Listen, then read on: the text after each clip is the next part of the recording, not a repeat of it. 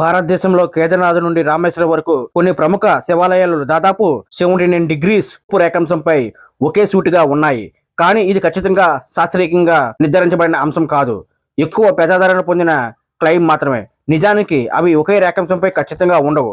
దగ్గరగా కొద్దిపాటి వ్యత్యాసాలతో ఉంటాయి.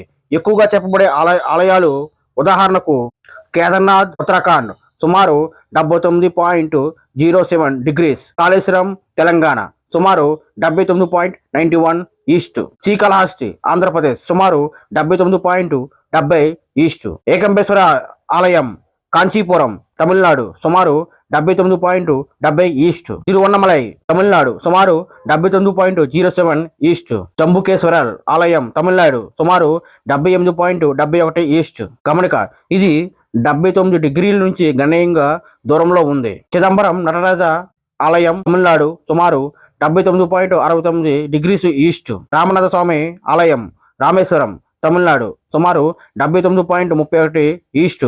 7 లేదా 8 శివాలయాలు ఒకే రేఖాంశంపై ఉన్నాయనే వాదన ప్రముఖమైనది కాదు.